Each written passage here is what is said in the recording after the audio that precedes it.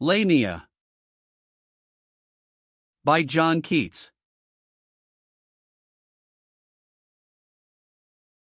Contents. Part 1.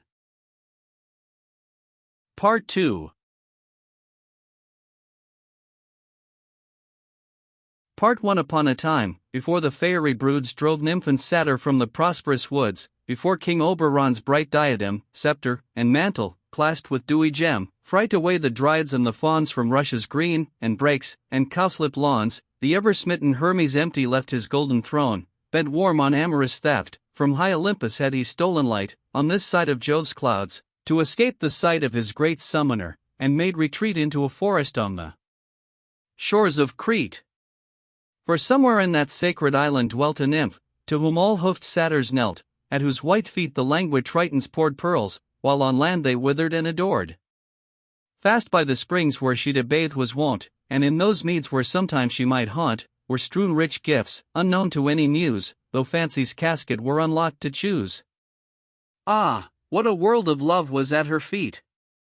So Hermes thought, and a celestial heat burned from his winged heels to either ear, that from a whiteness, as the lily clear, blushed into roses mid his golden hair, fallen in jealous curls about his shoulders bare.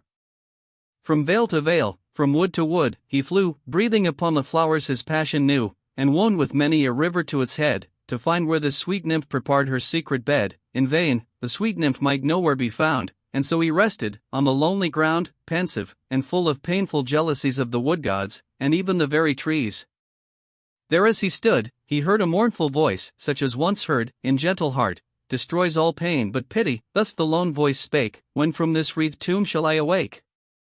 When move in a sweet body fit for life, and love, and pleasure, and the ruddy strife of hearts and lips.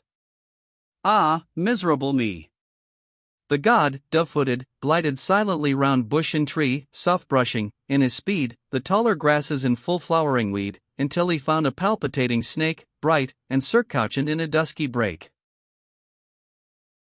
She was a Gordian shape of dazzling hue, vermilion-spotted, golden, green, and blue, striped like a zebra, freckled like a pard, eyed like a peacock, and all crimson-barred, and full of silver moons, that, as she breathed, dissolved, or brighter shone, or interwreathed their lustres with the gloomier tapestries. So rainbow-sided, touched with miseries, she seemed, at once, some penanced lady elf, some demon's mistress, or the demon's self. Upon her crest she wore a wannish fire sprinkled with stars, like Ariadne's tire. Her head was serpent, but bittersweet. She had a woman's mouth with all its pearls complete, and for her eyes, what could such eyes do there but weep, and weep, that they were born so fair? As Proserpine still weeps for her Sicilian heir. Her throat was serpent, but the words she spake came, as through bubbling honey, for love's sake, and thus, while Hermes on his pinions lay, like a stooped falcon ere he takes his prey. Fair Hermes, crowned with feathers, fluttering light, I had a splendid dream of thee last night. I saw thee sitting, on a throne of gold, among the gods, upon Olympus old, the only sad one, for thou didst not hear the soft, lute-fingered muses chaunting clear, nor even Apollo when he sang alone, deaf to his throbbing throat's long, melodious moan. I dreamed I saw thee, robed in purple flakes, break amorous through the clouds, as morning breaks, and, swiftly as a bright Phoebean dart, strike for the Cretan isle, and here thou art. Too gentle Hermes, hast thou found the maid? Whereat the star of Lethe not delayed his rosy eloquence, and thus inquired, thou smooth-lipped serpent, surely high-inspired. Thou beauteous wreath, with melancholy eyes, possess whatever bliss thou canst devise, telling me only where my nymph is fled, where she doth breathe. Bright planet, thou hast said, returned the snake, but seal with oaths, fair god. I swear, said Hermes, by my serpent rod, and by thine eyes, and by thy starry crown. Light flew his earnest words, among the blossoms blown. Then thus again the brilliance feminine, too frail of heart. For this lost nymph of thine, free as the air, invisibly, she strays about these thornless wilds, her pleasant days she tastes unseen, unseen her nimble feet leave traces in the grass and flowers sweet, from weary tendrils, and bowed branches green, she plucks the fruit unseen, she bathes unseen, and by my power is her beauty veiled to keep it unaffronted, unassailed by the love glances of unlovely eyes, of satyrs, fauns, and bleared Silena's sighs. Pale grew her immortality, for woe of all these lovers, and she grieved, so I took compassion on her, bade her steep her hair in weird syrops, that would keep her loveliness invisible, yet free to wander as she loves, in liberty. Thou shalt behold her, Hermes, thou alone, if thou wilt, as thou swearest, grant my boon. Then, once again, the charmed god began an oath, and through the serpent's ears it ran warm, tremulous, devout, Psalterian. Ravished, she lifted her Circean head, blushed a live damask, and swift lisping said, I was a woman, let me have once more a woman's shape, and charming as before. I love a youth of Corinth, oh the bliss! Give me my woman's form, and place me where he is. Stoop, Hermes, let me breathe upon thy brow, and thou shalt see thy sweet nymph even now. The god on half-shot feathers sank serene, she breathed upon his eyes, and swift was seen of both the guarded nymph near smiling on the green. It was no dream, or say a dream it was, real are the dreams of gods, and smoothly passed their pleasures in a long immortal dream.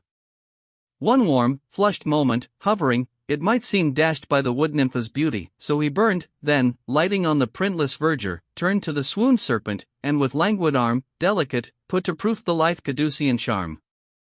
So done, upon the nymph his eyes he bent, full of adoring tears and blandishment, and towards her stepped, she, like a moon in wane, faded before him, cowered, nor could restrain her fearful sobs, self-folding like a flower that faints into itself at evening hour, but the god fostering her chilled hand, she felt the warmth, her eyelids open bland, and, like new flowers at morning song of bees, bloomed, and gave up her honey to the lees.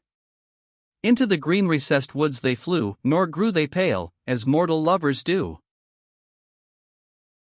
Left to herself, the serpent now began to change, her elfin blood in madness ran, her mouth foamed, and the grass, therewith besprent, withered at dew so sweet and virulent, her eyes in torture fixed, and anguish drear, hot, glazed, and wide, with lid lashes all sear, flashed phosphor in sharp sparks, without one cooling tear.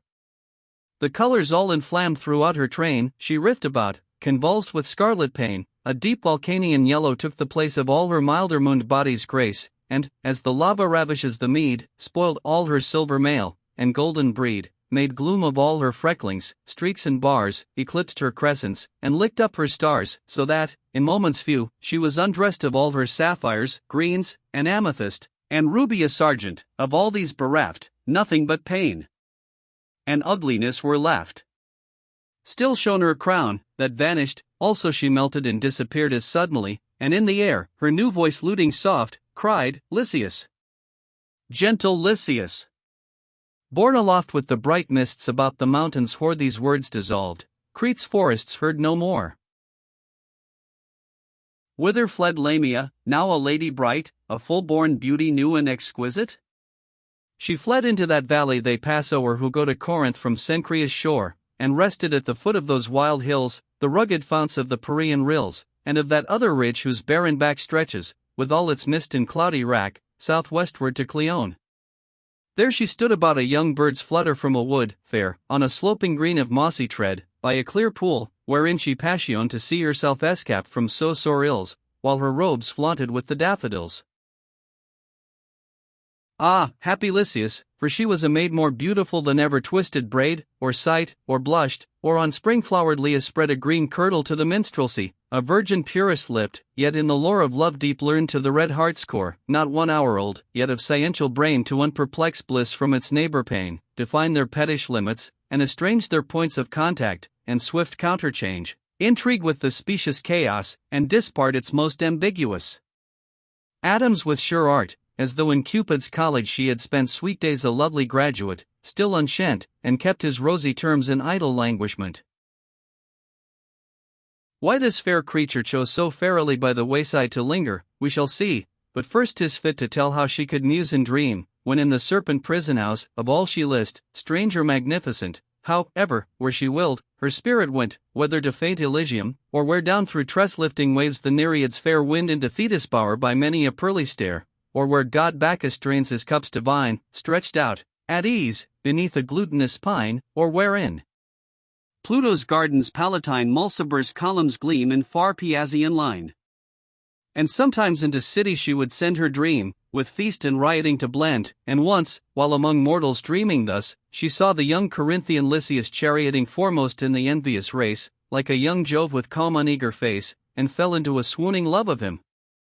Now on the moth time of that evening dim he would return that way, as well she knew, to Corinth from the shore, for freshly blew the eastern soft wind, and his galley now grated the quaystones with her brazen prow and port Cencreas, from Aegina all fresh anchored, whither he had been awhile to sacrifice to Jove, whose temple there waits with high marble doors for blood and incense rare. Jove heard his vows, and bettered his desire, for by some freakful chance he made retire from his companions, and set forth to walk, perhaps grown wearied of their Corinth talk, over the solitary hills he fared, thoughtless at first, but ere Eve's star appeared his fantasy was lost, where reason fades, in the calm twilight of platonic shades. Lamia beheld him coming, near, more near, close to her passing, in indifference drear, his silent sandals swept the mossy green, so neighbored to him, and yet so unseen she stood. He passed, shut up in mysteries, his mind wrapped like his mantle, while her eyes followed his steps, and her neck regal white turned, syllabling thus, "Ah, Lycius bright, and will you leave me on the hills alone? Lycius, look back, and be some pity shown." He did, not with cold wonder fearingly, but Orpheus like it in Eurydice, for so delicious were the words she sung, it seemed he had loved them a whole summer long, and soon his eyes had drunk her beauty up, leaving no drop in the bewildering cup, and still the cup was full, while he afraid lest she should vanish ere his lip had paid due adoration, thus began to adore, her soft look growing coy, she saw his chain so sure, leave thee alone. Look back. Ah, goddess, see whether my eyes can ever turn from thee. For pity do not this sad heart belie, even as thou vanishest so I shall die. Stay. Though a naiad of the rivers, stay. To thy far wishes will thy streams obey, stay. Though the greenest woods be thy domain, alone they can drink up the morning rain, though a descended Pleiad, will not one of thine harmonious sisters keep in tune thy spheres, and as thy silver proxy shine? So sweetly to these ravished ears of mine came thy sweet greeting, that if thou shouldst fade thy memory will waste me to a shade, for pity do not melt. If I should stay, said Lamia, here, upon this floor of clay, and pain my steps upon these flowers too rough, what canst thou say or do of charm enough to dull the nice remembrance of my home? Thou canst not ask me with thee here to roam over these hills and valleys, where no joy is, empty of immortality and bliss. Thou art a scholar, Lycius, and must know that finer spirits cannot breathe below in human climes, and live, alas! Poor youth, what taste of purer air hast thou to soothe my essence? What serener palaces, where I may all my many senses please, and by mysterious sleights 100 thirsts appease? It cannot be ado. So said, she rose tiptoe with white arms spread. He, sick to lose the amorous promise of her lone complain, swooned, murmuring of love, and pale with pain.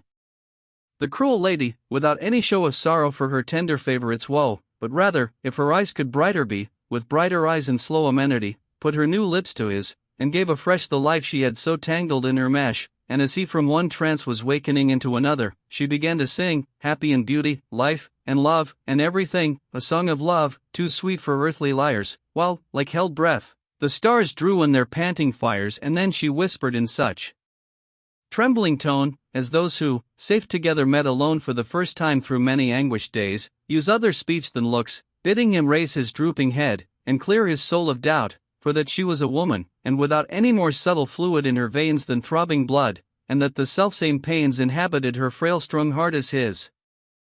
And next she wondered how his eyes could miss her face so long in Corinth, where, she said, she dwelt but half returred, and there had led days happy as the gold coin could invent without the aid of love, yet in content till she saw him, as once she passed him by, where gainst a column he leant thoughtfully at Venus' temple porch, mid baskets heaped of amorous herbs and flowers, newly reaped late on that eve, as 'twas the night before the Edonian feast, whereof she saw no more, but wept alone. Those days, for why should she adore Lycius from death awoke into amaze, to see her still, and singing so sweet lays. Then from amaze into delight he fell to hear her whisper woman's lore so well, and every word she spake enticked him on to unperplexed delight and pleasure known. Let the mad poets say whatever they please of the sweets of fairies, Paris, goddesses, there is not such a treat among them all, haunters of cavern, lake, and waterfall, as a real woman, lineal indeed from Pyrrha's pebbles or old Adam's seed. Thus gentle Lamia judged, and judged aright, that Lycius could not love in half a fright, so threw the goddess off, and won his heart more pleasantly by playing woman's part, with no more awe than what her beauty gave, that, while it smote, still guaranteed to save. Lycius to all made eloquent reply, marrying to every word a twin-born sigh, and last, pointing to Corinth, asked her sweet, if 'twas too far that night for her soft feet. The way was short, for Lamia's eagerness made, by a spell, the triple league decreased to a few paces, not at all surmised by blinded Lycius, so in her comparized. They passed the city gates, he knew not how so noiseless, and he never thought to know. As men talk in a dream, so Corinth all, throughout her palaces imperial, and all her populous streets and temples lewd, muttered, like tempest in the distance brewed, to the wide-spreaded night above her towers. Men, women, rich and poor, in the cool hours, shuffled their sandals o'er the pavement white, companioned or alone, while many a light flared, here and there, from wealthy festivals, and threw their moving shadows on the walls, or found them clustered in the corniced shade of some arched temple door, or dusky colonnade. Muffling his face, of greeting friends in fear, her fingers he pressed hard, as one came near with curled grey beard, sharp eyes, and smooth bald crown, slow-stepped, and robed in philosophic gown. Lycius shrank closer, as they met and passed, into his mantle, adding wings to haste, while hurried Lamia trembled. "Ah," said he, "why do you shudder, love, so ruefully? Why does your tender palm dissolve in dew?" "I'm wearied," said fair Lamia, "tell me who is that old man?" "I cannot bring to mind his features, Lycius." "Wherefore did you blind yourself from his quick eyes?" Lycius replied, "'Tis Apollonius sage, my trusty guide and good instructor, but tonight he seems the ghost of folly haunting my sweet dreams." While yet he spake they had arrived before a pillared porch, with lofty portal door, where hung a silver lamp, whose phosphor glow reflected in the slab steps below, mild as a star in water, for so new, and so unsullied was the marble hue, so through the crystal polish, liquid fine, ran the dark veins, that none but feet divine could e'er have touched there. Sounds Aeolian breath from the hinges, as the ample span of the wide doors disclosed a place unknown sometime to any, but those two alone, and a few Persian youths, who that same year were seen about the markets. None knew where they could inhabit, the most curious were foiled, who watched to trace them to their house, and but the flitter-winged verse must tell, for truth's sake, what woe afterwards befell. 'Twould humor many a heart to leave them thus, shut from the busy world of more. Incredulous. Part 2. Love in a hut, with water and a crust, is love. Forgive us, cinders, ashes, dust. Love in a palace is perhaps at last more grievous torment than a hermit's fast. That is a doubtful tale from fairyland, hard for the non-elect to understand. Had Lycius lived to hand his story down, he might have given the moral a fresh frown, or clenched it quite, but too short was their bliss to breed distrust and hate, that make the soft voice hiss. Besides, there, nightly, with terrific glare, love, jealous grown of so complete a pair, hovered and buzzed his wings, with fearful roar, above the lintel of their chamber door, and down the passage cast a glow upon the floor. For all this came a ruin. Side by side they were enthroned, in the eventide, upon a couch, near to a curtaining whose airy texture, from a golden string, floated into the room, and let appear unveiled the summer heaven, blue and clear. Betwixt two marble shafts, there they reposed, where use had made it sweet, with eyelids closed, saving a tithe which love still open kept, that they might see each other while they almost slept, when from the slope side of a suburb hill, deafening the swallows' twitter, came a thrill of trumpets. Lycius started, the sounds fled, but left a thought, a buzzing in his head. For the first time, since first he harbored in that purple-lined palace of sweet sin, his spirit passed beyond its golden bourne into the noisy world almost forsworn. The lady, ever watchful, penetrant, saw this with pain, so arguing a want of something more than her empery of joys, and she began to moan and sigh because he mused beyond her, knowing well that but a moment's thought is passion's passing bell. "Why do you sigh, fair creature?" whispered he. "Why do you think?" returned she tenderly. "You have deserted me. Where am I now?" "Not in your heart while care weighs on your brow. No, no, you have dismissed me, and I go from your breast houseless. It must be so," he answered, bending to her open eyes, where he was mirrored small in paradise, "my silver planet, both of eve and morn. Why will you plead yourself so sad forlorn, while I am striving how to fill my heart with deeper crimson, and a double smart?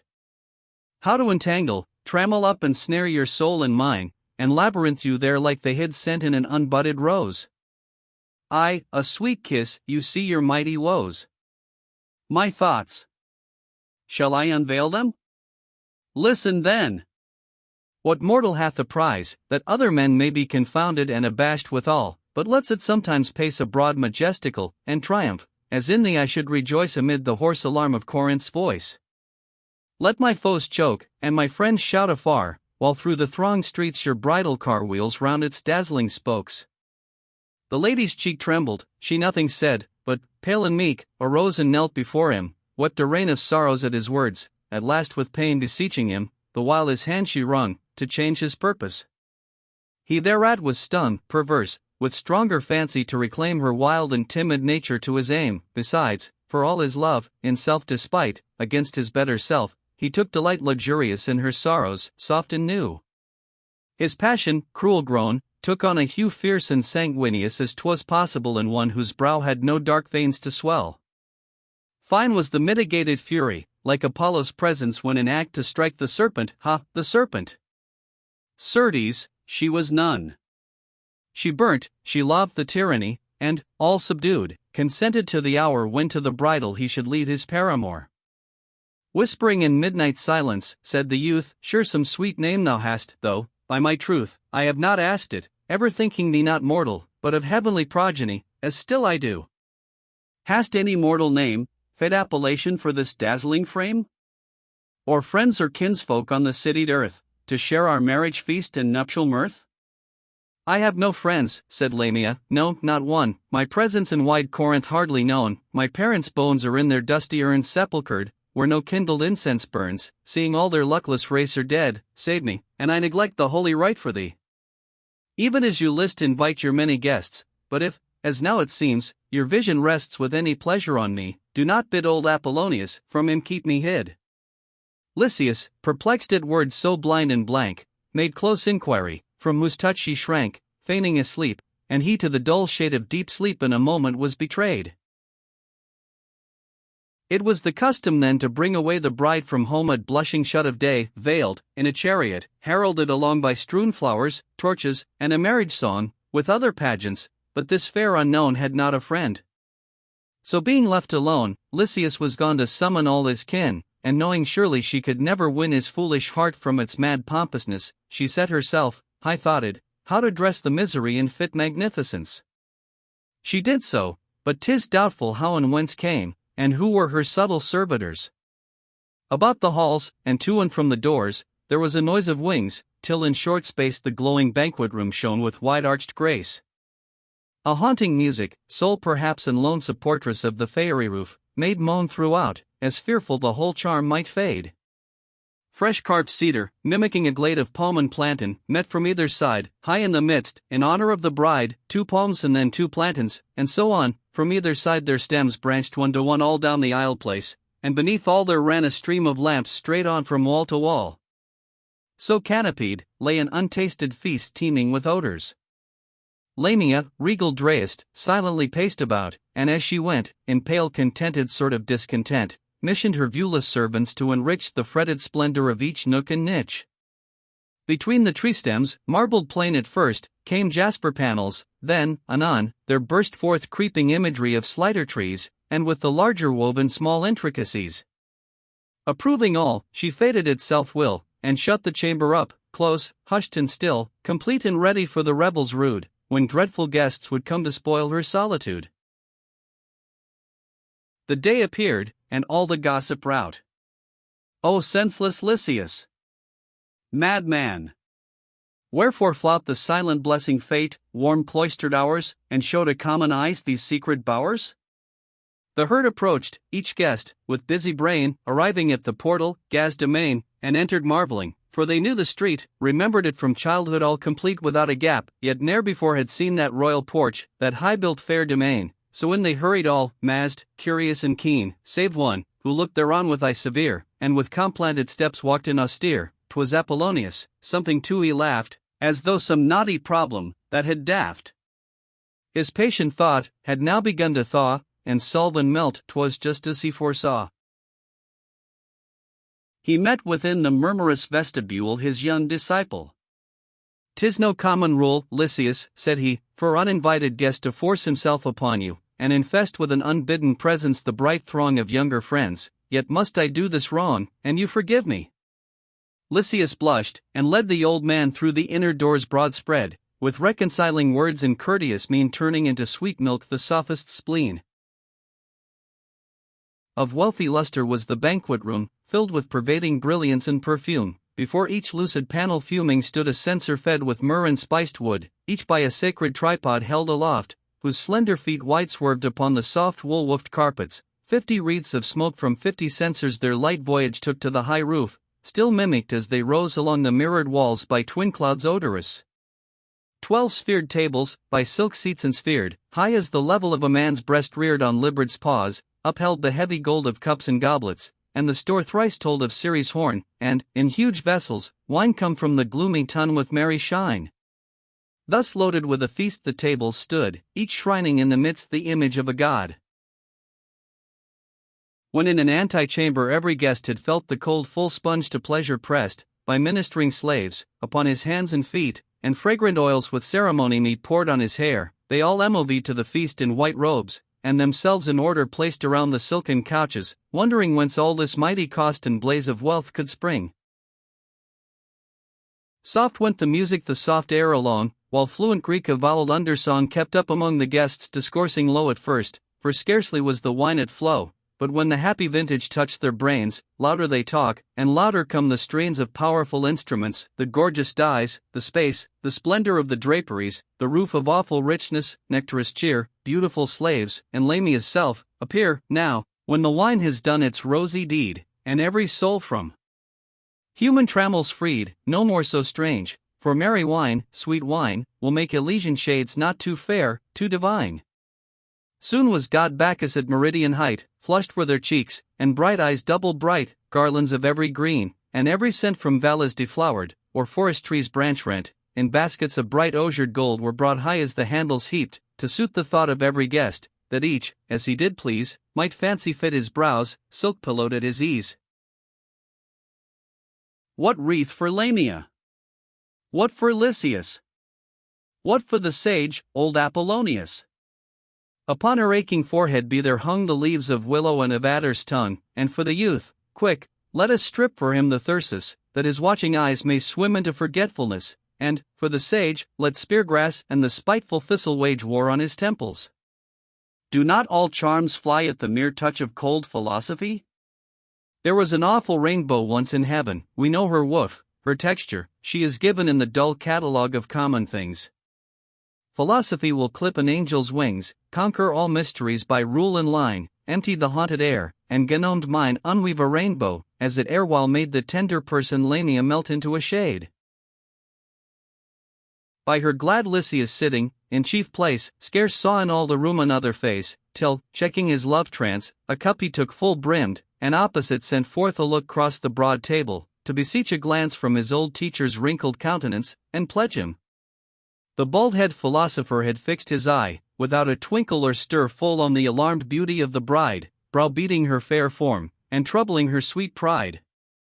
Lycius then pressed her hand, with devout touch, as pale it lay upon the rosy couch, 'twas icy, and the cold ran through his veins, then sudden it grew hot, and all the pains of an unnatural heat shot to his heart. Lamia, what means this? Wherefore dost thou start? Know'st thou that man? Poor Lamia answered not. He gazed into her eyes, and not a jot owned they the lovelorn piteous appeal, more he gazed, his human senses reel, some hungry spell that loveliness absorbs, there was no recognition in those orbs. Lamia, he cried, and no soft-toned reply. The many heard, and the loud revelry grew hush, the stately music no more breathes, the myrtle sickened in 1,000 wreaths. By faint degrees, voice, lute, and pleasure ceased, a deadly silence step by step increased, until it seemed a horrid presence there, and not a man but felt the terror in his hair. Lamia, he shrieked, and nothing but the shriek with its sad echo did the silence break. Begone, foul dream, he cried, gazing again in the bride's face, where now no azure vein wandered on fair-spaced temples, no soft bloom misted the cheek, no passion to illume the deep-recessed vision, all was blight. Lamia, no longer fair, there sat a deadly white.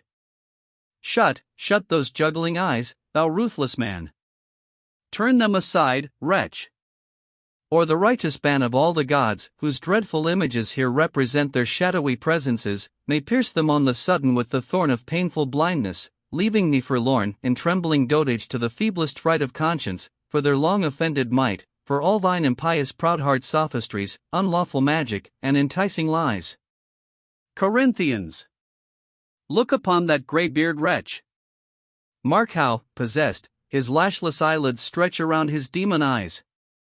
Corinthians, see. My sweet bride withers at their potency. Fool, said the sophist, in an undertone gruff with contempt, which a death-gnawing moan from Lysias answered, as heart-struck and lost, he sank supine beside the aching ghost. Fool! Fool, repeated he, while his eyes still relented not, nor moved, from every ill of life have I preserved thee to this day, and shall I see thee made a serpent's prey? Then Lamia breath death breath, the sophist's eye, like a sharp spear, went through her utterly, keen, cruel, perçant, stinging. She, as well as her weak hand could any meaning tell, motioned him to be silent, vainly so, he looked and looked again a level, no. A serpent, echoed he, no sooner said, than with a frightful scream she vanished, and Lysias' arms were empty of delight, as were his limbs of life, from that same night. On the high couch he lay, his friends came round supported him, no pulse, or breath they found, and, in its marriage robe, the heavy body wound.